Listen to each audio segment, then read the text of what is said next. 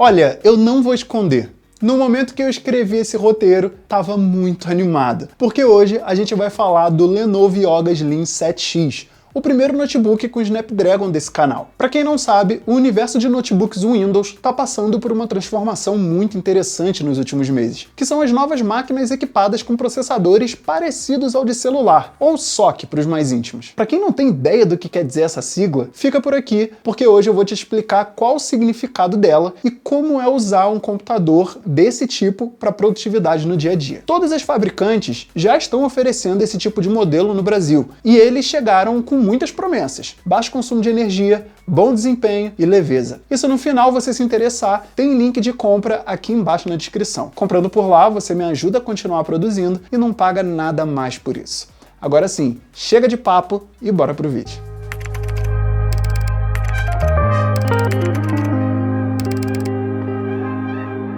Antes de me aprofundar nas características e usabilidade do Lenovo Yoga, é legal explicar o porquê esses novos produtos são diferentes e vêm cheios de potencial. Para isso, eu vou usar uma metáfora. Imagina um computador como um carro. O motor é o cérebro desse carro, responsável por todos os cálculos e comandos. No mundo dos computadores, esse motor é o processador. Um SoC, System on a Chip, traduzindo para o português, é como colocar todo o motor, a caixa de câmbio, os freios e até o rádio de um carro em um único chip. Ou seja, é um circuito que contém todos os componentes essenciais do sistema, como o processador, GPU e memória. Isso ajuda a deixar os dispositivos menores, normalmente mais baratos de produzir e mais eficientes. Agora, imagina que existem diferentes tipos de motores para os carros. Alguns são mais potentes para carros de corrida, outros são mais econômicos para carros do dia a dia. Quando a gente fala de processadores, essas diferentes categorias são chamadas de arquiteturas. As duas principais do mercado atual são a x86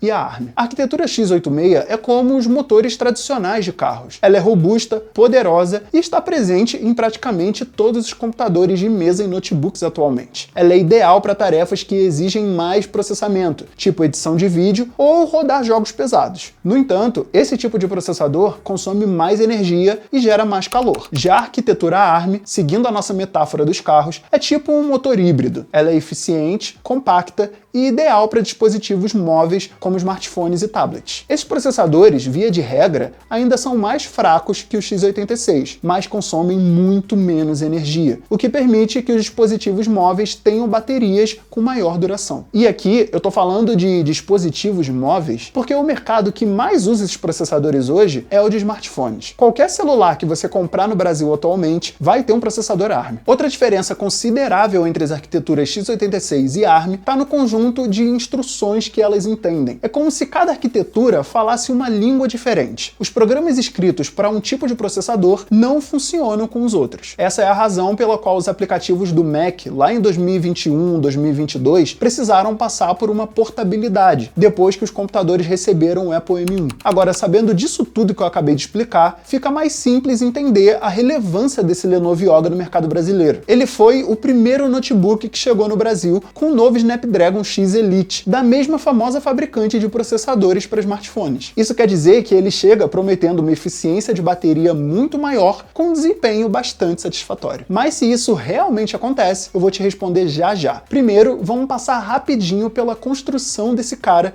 que também tem alguns pontos muito fortes, começando por todo o acabamento de metal, que dá uma cara realmente de equipamento super premium. Outra coisa legal também é que na parte de cima ele mantém um design minimalista, com apenas o símbolo da Lenovo no centro da tampa, assim como faz a Apple com a maçã. A diferença aqui, que eu acho muito bem-vinda inclusive, é esse pequeno relevo, que serve não apenas para acomodar a câmera Full HD, mas também para ser apoio quando a gente vai abrir o notebook. Particularmente, eu acho que dá um charme a mais, fugindo um pouco do famoso design dos MacBooks, que boa parte dos modelos tentam copiar. A tela é um show à parte. A resolução é 3K, OLED, sensível ao toque, com HDR600 e atingindo até 100% do espectro DCI-P3. A taxa de atualização é de 90 Hz e o brilho tem um pico de 1000 nits. Resumindo, é uma baita tela com ótimas cores. Eu não tenho do que reclamar aqui. A experiência de digitação também é muito boa. Não é a melhor que já passou pelo canal, a do Galaxy Book 4 Pro é melhor nesse ponto, mas essa é muito confortável e silenciosa. A única coisa que não me agradou muito foi o design das teclas, com essa pequena curvatura na parte de baixo. Pessoalmente, eu prefiro quando elas seguem um design mais reto, mas isso é pessoal, você pode gostar mais do que eu e não tem problema nenhum. O ponto que, ao meu ver, é indiscutivelmente fraco para qualquer usuário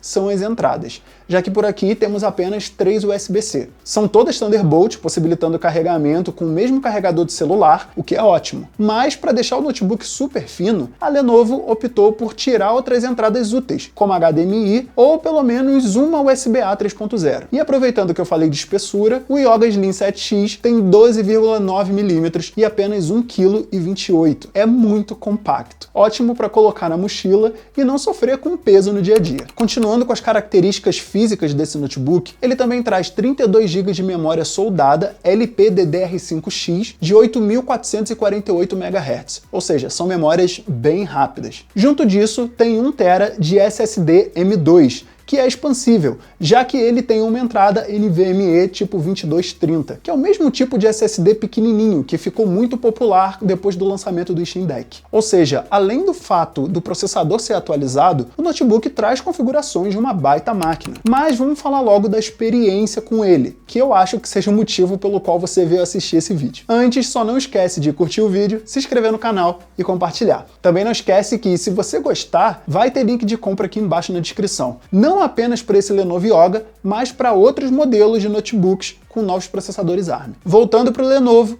como foi a minha experiência com ele diariamente? Essa não é uma questão tão fácil quanto parece. Eu digo isso porque a minha experiência foi ótima. Eu super manteria esse notebook na minha rotina, mas ele ainda não é para todo mundo. E eu explico. Como eu comentei no início do vídeo, não são todos os aplicativos que rodam nativamente nessa plataforma. Alguns precisam de uma espécie de tradução de um processador x86 para o ARM. Então, a Microsoft teve que fazer outra versão do Windows 11 que ficasse compatível com esse SoC. No caso de todos os aplicativos que podem ser instalados em um Windows, a responsabilidade de fazer essa portabilidade não é da Microsoft, é das próprias empresas donas dos programas. No que isso implica? Se você quiser rodar um app que ainda não tem uma versão ARM oficial, ele vai ser emulado para funcionar nessa arquitetura. Isso pode acarretar em algumas falhas de desempenho ou uns bugs bizarros. Entretanto, isso era bastante comum nas primeiras semanas do lançamento do produto. Hoje, eu já não passo por vários problemas que o Bruno mostrou há pouco tempo atrás no vídeo do Escolha Segura. Por conta disso, essa data que você está vendo aqui agora na tela foi quando eu escrevi esse roteiro. E eu tô datando esse vídeo porque assim eu consigo deixar claro que o meu relato é referente a esse momento. Semana que vem, talvez alguma coisa que eu fale já esteja desatualizada. Com esse aviso dado, eu devo dizer que o meu dia a dia com o Lenovo Yoga foi muito melhor do que eu imaginava, porque eu não passei por problema nenhum enquanto trabalhei com ele. Um exemplo disso foi na rotina com o Notion, que é o editor de textos que usamos aqui. No vídeo do Bruno, na semana do lançamento do produto, ele mostra como que o app estava bugado, mas nos últimos dias, escrevendo o roteiro desse vídeo, ele já funcionou super bem comigo. E olha que essa é uma versão emulada do app. Ele é um dos que ainda não tem versão oficial para ARM. Outro que também é emulado, mas rodou bem, foi o Discord, que usamos para comunicação da equipe. E caso você esteja se perguntando como saber se um app tem suporte oficial ou não, existem duas formas. A primeira é pelo site que está aparecendo aqui na tela, armrepo.ver.lt, que lista os softwares nativos dessa arquitetura. Basta entrar lá e pesquisar, não tem segredo. A segunda forma é perceptível, usando o próprio Windows, porque quando você abre um aplicativo desses pela primeira vez, ou ele vai dar um erro e simplesmente não vai funcionar, ou então vai abrir e demorar um pouquinho mais para carregar. Mas normalmente é só na primeira vez que ele é aberto, da mesma forma que acontecia na época dos M1 da Apple. O processo é todo automatizado, você não precisa se preocupar em fazer nenhuma configuração específica. Outros programas que eu vi muita gente se perguntando se funcionavam ou não são os da suíte Adobe. Photoshop e Lightroom já funcionam normalmente de forma nativa. E o Premiere Pro, até pouco tempo atrás, não rodava, mas hoje já funciona sendo emulado. Ou seja, abre, mas talvez a sua experiência ainda não seja 100%. E para por aí, tá? O After Effects, por exemplo, ainda não abre. Então fica a dica, se você trabalha com qualquer uma das soluções da Adobe, é melhor continuar no x86 por enquanto. Um outro ponto legal que eu notei aqui foi em relação à estabilidade do sistema. Me deu a impressão de que o Windows ficou muito mais estável. Usando o Galaxy Book 4 Pro, por exemplo, que é mais potente de uma forma geral, eu ainda percebo alguns travamentos, principalmente nos momentos em que o notebook está quente. Aqui, embora seja um aparelho com poder de fogo menor, eu sinto uma experiência muito mais redonda. E aproveitando que falei de temperatura, outra vantagem de se usar um SoC é justamente o controle térmico. Em nenhum momento da minha experiência com o Yoga eu senti ele esquentar. Isso é realmente impressionante, já que um problema característico desses modelos ultra finos é a regulagem de temperatura